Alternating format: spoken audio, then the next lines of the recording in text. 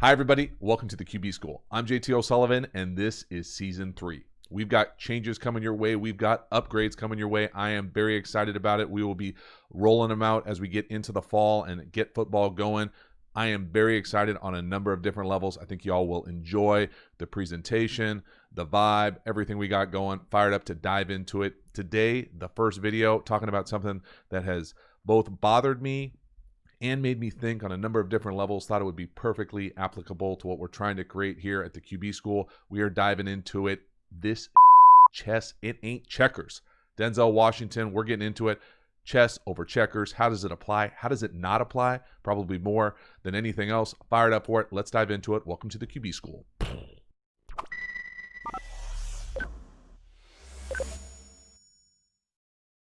If you dig this kind of content and you haven't already, please subscribe to the channel, hit the bell, get the notifications, let you know when we go live, when we put out new content. I really appreciate the support for the channel. Then you want to support the channel in a different medium. You want more of the QB School. Get over to the Patreon community. That's where the long form content is usually. Put out a handful of times a month. You pay per creation. That's per every time I put something out over there. So usually about 3 to 4 times a month. And it's really kind of the long form stuff. Imagine being in an NFL quarterback meeting room. That's what it's like. That's what I'm trying to create. You can also become a member of the channel. You'll see logos, the QB School logo after subscribers' names that are members. And then, of course, you can get over and really, if you want the most in-depth stuff and probably the best stuff that I think I've created football content-wise, check out the RPO course. We got another course in the pipeline, but the RPO course is in the description to this video. And really, it tells you everything you ever wanted to know about RPOs. So you're looking to master RPOs, you're looking to elevate your football IQ, get over there, check it out. But today's video, talking about something that is near and dear to my heart. So, love chess. I'm not very good at chess. Enjoy checkers. Not very good at checkers. And another game we'll talk about here as we get into it, Go, which I enjoy, but I'm not very good at. So, what are we talking about? All these things that I'm not very good at. Well, in the football world, people love to say, it's chess, not checkers. And forever, it has bothered me on a number of different levels. One, because I feel like people are trying to intellectually usurp people, or say my game is just more complex than your game, or more complicated than your game.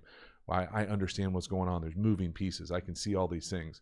And the analogy has just always bothered me on a number of different levels. And I'll talk about why I dislike the metaphor of chess for football. But I think that there are some applicable things that we'll talk about too. Probably the most applicable, especially for quarterbacks, is pattern recognition. I think in chess, there are a number of different openings, a number of different ways that how you can see moves ahead of how your opponent potentially. I always think of like Bobby Fischer going up against a Russian, being able to see all these things moving around in some movie. I'm not near as good a chess player as that, but that idea being that you can recognize patterns and that can make you play better, play faster, I think there's an absolute relationship between that kind of thinking, that tactical thinking, and playing quarterback at a high level that we will talk about. But then there's another element that I really kind of struggle with, and I feel like it kind of cheats itself with the metaphor, because yes, chess is more complicated than checkers. There are moving pieces, different it's a hierarchical game, meaning that the king, is obviously the most valuable. You get the king, you win the game. That doesn't necessarily correlate perfectly with football as far as the hierarchical element of capturing one person, being able to win the game. I think that there are some things that kind of bother me about it. And what I mean by that is essentially in chess, there are a handful of pieces. They can all do certain things. So a pawn, can go forwards and basically attack diagonally. A rook can go, straight and sideways as far as they want. I'm not going to get into the nuance of chess. I'm sure you either know or can find out on your own. But the idea being that many chess pieces can only do certain things. Well, in reality, football for me, and this is where kind of the metaphor struggles for me, football isn't quite like that. It is and it isn't. It isn't because technically the only people that can't do certain things, in my mind, offense and defense, are the 5 ineligibles. So 5 ineligibles on offense, 6 eligibles on defense. It's just 11 guys, 11 people. They can do whatever they want. Now, there are patterns that they fall into. Normal kind of systems that they run and you can identify, and that's what the pattern recognition is, and that's what we'll talk about in this video. But you're not bounded by that. There's no rule that says that you must have tight end, you must have fullback, you must have tailback, you must have 2 wide receivers, or you must have 2 corners, you must have 2 safeties, or anything like that. And you can see, some hybrids, some unique elements pop up with 3 safety stuff, with the 4-2-5 stuff, with different fronts, obviously being able to line up differently. But there are really only, kind of handful of different, what I like to categorize as buckets, whether, what front do you run, what coverage back end do you major in, those type of things. What's your personnel on offense? How many different personnels do you run? That type of thing. That really, those are unnecessary bounds that you don't have to put on yourself. If you're a play creator, if you're a football player, if you're just a fan of ball, those aren't bounded. You don't have to have those. Yeah, you have to have 7 people on the line of scrimmage on offense, but beyond that and 5 ineligibles, you can line up any way you want. Quarterback doesn't have to take the snap. Quarterback doesn't have to touch the ball first every single play. Those type of things. For me, this is where the analogy starts to be a little bit to fall off. And what I mean by that is there's more creativity, I think, in football than you can necessarily have with just chess pieces. And when you're thinking about manipulating chess pieces, I'm always thinking about, okay, the bishop's going sideways. The queen, I'm trying to get, should I bring the queen out? Should I not bring the queen out? Whereas opposed to football, you're really only bounded by your own creativity and those few rules about how you must line up on offense before the snap. On defense, you keep moving.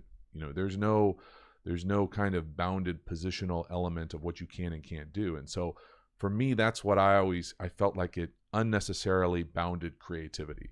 And so if you're a play caller, a system creator on either side of the ball, I think that there's a benefit of thinking about it a different way. And I like to think of it as playing Go. Now, if you're familiar with Go, it's basically you're on a bigger board than chess. I want to say it's almost 20 by 20, probably 19 by 19, something like that. There's more territory. All the pieces are equal as opposed to being hierarchical, meaning that it's just black and white stones, and you're looking to get as much territory as possible. So as opposed to there only being so many initial moves you can do in chess, whether it's 20, you can do 20 opening moves in chess, let's say, as a number. I don't know if that's true or not. I think it's close to that. Well, in Go, there's many, many more. There's more opportunity to start a game. There's more different moves that you can do. No Go game is ever the same. Now, I'm sure many chess games are not the same either, but in chess you can recognize patterns, different openings, different ways to close out a game, where you can't necessarily do that in Go. Go is a much more complex game because there's just more opportunities to move. You're not bounded by any specific, this position, this player can only do this. And so I think that part of it allows me to think of it a little bit more like football, because there's a little bit more creativity as far as space. And it's a much more territorial game, meaning you're trying to capture as much of the board as possible. Now, I'm not going to go into the crazy nuance of this super old game that is fascinating to me, but the idea being that it's more territorial and more equity driven as far as pieces being able to do the same thing, which I think in football, that's the way the game to me is shifting. It's almost like how I think of, for a long time, people started calling like the spread offense basketball on grass. Well, basketball has even evolved into more of a spacing game, more of guys being able to guard multiple positions, guys being able to shoot from all over the place. Well, football slowly starting to, in my opinion, emerge that way as well, whether it being, the hybrid tight end, the guy who plays fullback, sniffer, on the ball, off the ball, moving in the slot, those type of things, where I think you're going to start to see more and more of that across all levels. And football is much more than ever so trickle up than anything else. And so you get guys who play on the outside wide receiver. Now they're playing inside. Now a slot's in the tailback. Now a quarterback's, motioning out. Now a quarterback's running some variation of bash. Or, there's so many different things that we're doing with the quarterback running game. All those things where the pieces are a little bit more malleable. You're able to do more than in the past it was, quarterback, drop back passer, outside wide receiver, deep threat, inside wide receiver, possession guy. Those type of things, I think, are mental models that don't necessarily fit where the game is now and where it's moving fast forward. And so to me, that's where the metaphor, it's chess, not checkers, fails itself a little bit and lets people off the hook a little bit by saying, oh, I take this intellectual approach to the game. And whether it's, quarterbacks getting chess lessons or, different ways to look at the game, I think that there is some benefit. Absolutely. Pattern recognition. Let's talk about it. We're going to talk about it in this video. But don't let it end there. Don't let it be bounded by rules that don't exist just because they only exist in your mind and how you think about football with your mental models of this is what a wide receiver is, this is what a quarterback is, this is what a linebacker is, this is what a DB is. You're seeing a lot more hybrid guys on both sides of the ball, whether it's an edge player, an apex player, a guy with his hand on the ground on defense, a safety, a linebacker, all those things. I think that's where the game is moving really fast. And if you have a system, if you're someone who's involved with the creation of whatever side of the ball you're on system, you need to have a way to be able to move those pieces in and out and around as often as possible to take advantage of their skill set, not be bounded by saying, hey, you're an in-the-box linebacker, or you're a in-the-box safety, or you're a middle field, post safety, those type of things. I think you do yourself a disservice with your system, with your players, with your organization, with your program when you think that way. And if you have a more go-centric idea, meaning that there's more equity in those eligibles. You hear there's a recent interview with Kyle Shanahan, Chris Sims, where I saw Kyle Shanahan was getting all this praise about saying, it's just math and it's just, our 6 eligibles, or he even called it 5 eligibles. I think of it as 6 eligibles. That's a lot of truth. And that I think people overcomplicate it or kind of bound it unnecessarily by saying, oh, we can't throw it to this guy, or he can't catch, or, well, the game's going where everybody kind of needs to be able to guard, a forward and a guard, and be able to shoot a 3 and get out on the wing and take the ball to the basket. All those things, they matter now in football, and that's the way that football's evolving. So for me, every time I hear it's chess, not checkers, I cringe a little bit because I don't want the game to be bounded by that. And I don't think it is at the highest level. So challenge yourself to get more creative with what you're doing, with whether it's eligibles, whether it's the defensive players, how you can, move these pieces around and not be bounded by what it's been traditionally tethered to one position, or, oh, I play defensive end, or, oh, I play tight end, I play wide receiver, I play quarterback. I'm not going to run. I'm going to be a quarterback that throws it. Those things are all kind of out the window now. It's a lot more about thinking about creativity, thinking about space, thinking about territory, thinking about all those types of things. And don't lose the benefits of the metaphor being the pattern recognition. So pattern recognition, what the hell are we talking about? Now let's dive into it. Let's do a little NFL chess. Here we go. Pattern recognition. So pattern recognition for me, this is how I used to watch film really as I get closer and closer to games. You're looking, again, middle field closed, bump man, really easy to see. Never going to get easier than that. It's pretty easy to see. 6-man box, middle field closed, man, that's pattern recognition. Anytime you see that, that's probably what you're getting. Okay, now we're in empty. Looks pretty similar. Still middle field closed. Still got some bump elements of it out here. The thing that's different is it's not a clean 4-2 box, right? We got a 4-1 box because we're in empty, 3x2. But we also got that Mike linebacker walked up into the A gap.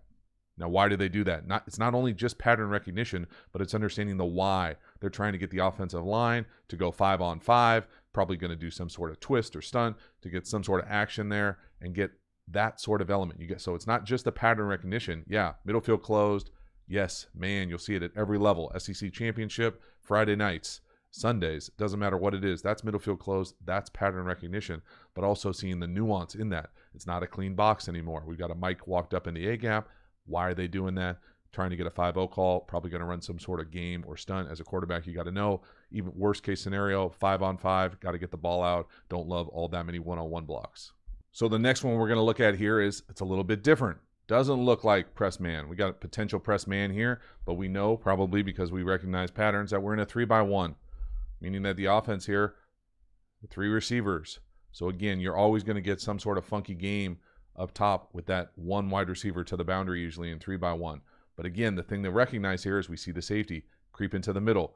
The thing that you would recognize in most pattern situations, if you're looking for pure pattern recognition here, is again this huge gap here, or this who's the force defender, who's coming down to help with the C gap, depending on where this apex defender is. Is he coming out?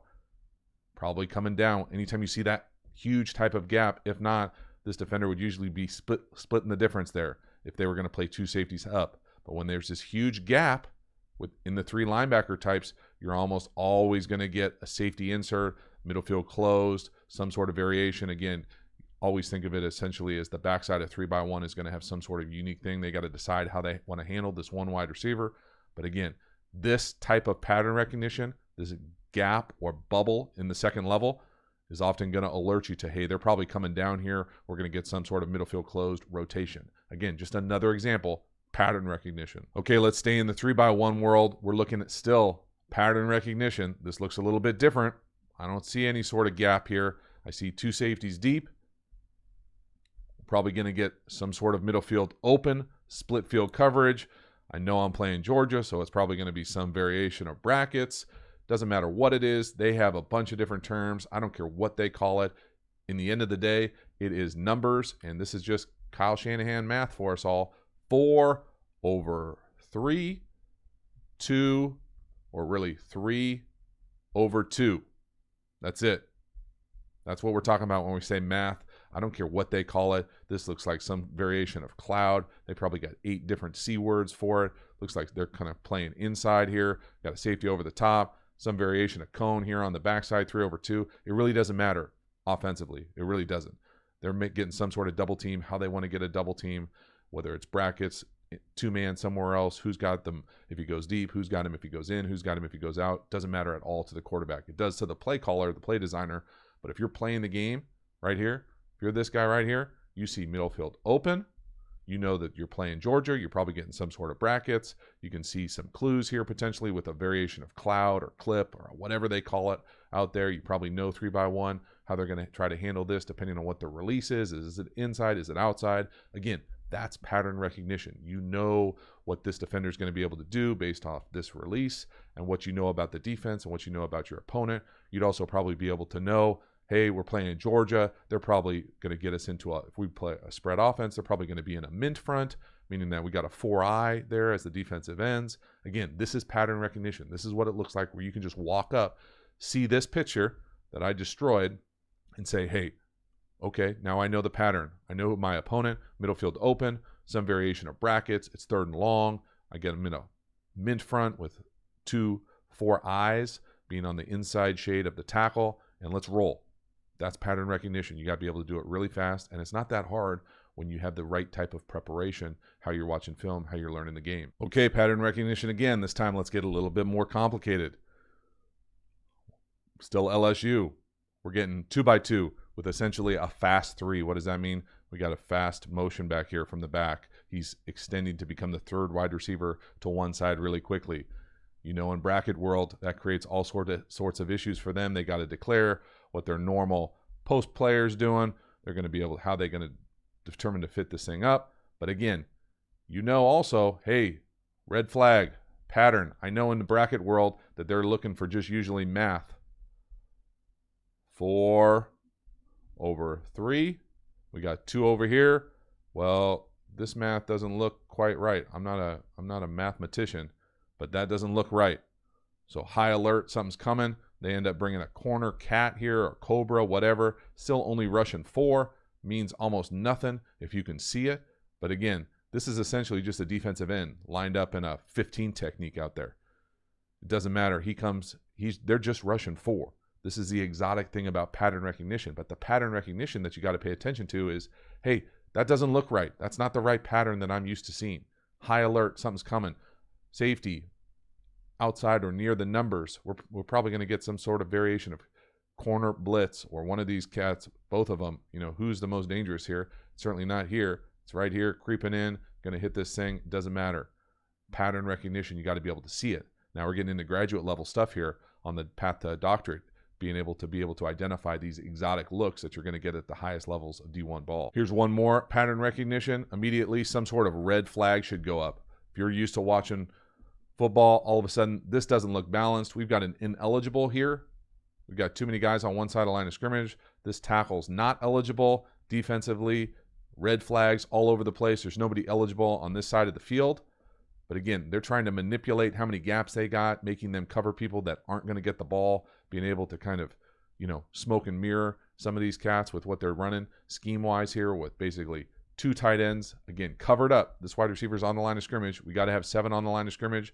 These 5 are ineligible. Offensive linemen. Again, pattern recognition. Quick, be able to see it. I guess they got all sorts of extra gaps out here. We're just going to take it, run to the left because they can't get a line because, again, pattern recognition. You got to go really fast. You're going to break the huddle. You're going to see something that doesn't look normal, but you got to be able to recognize it, communicate it, have a system to adjust. That's pattern recognition. So to wrap this thing up, I think that there are some strong points about the metaphor. Absolutely. It's chess. It's not checkers. I get it. It's more complicated than just checkers. It's not just, put your mouthpiece in, smash the cat in front of you. There are some complicated elements of it. But I really do think it's a more complex game than it is a complicated game. It's not that complicated. We're trying to score more points than the other team. We're trying to stop them. We're trying to tackle. We're trying to block. I get it. It's not that complicated. But there are some complex elements of it, meaning that you don't know how they're going to do certain things offensively or defensively, and you have to have a system that can adapt and go really quickly. So while I think that there are some benefits to the chess metaphor, absolutely, pattern recognition, really important, especially for the quarterback position, especially for the quarterback school. We talk about it all the time, being able to identify coverages, seeing a shell, is he capped, is he not capped, however you talk about it, being able to see it, decipher it in real time through the helmet, not just through the film. But this idea being that, chess, and I have one of these big chess pieces. I love it. I think they're cool, pretty random. This is actually where I live, small little flex. This is not my photo, just randomly online. But the idea being that there are a lot of great elements with the metaphor being, hey, pattern recognition, how fast can you see it? How many moves ahead can you see your opponent or the defense based on where they're aligned, knowing what they like to do with their positions? But it doesn't have to be that way. It can be a lot more equal with the positions, hybrids, ways that the game are evolving to take advantage of the space, of the territory, of the time, of how we think about the game. So really just challenge yourself.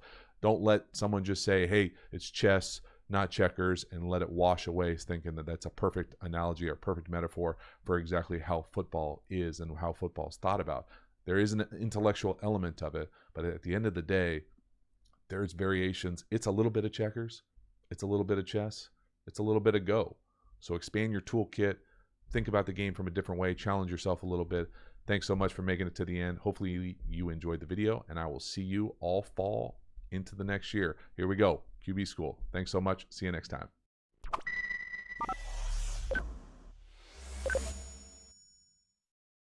Football season should be a great one for the QB School. We're going to be all over the place. Analysis, thought-provoking stuff. Thought-provoking. Patreon community, right around 300 numbers, floating around that number, looking for, why do I keep, as the fall ramps up, fired up to do this video. It's this.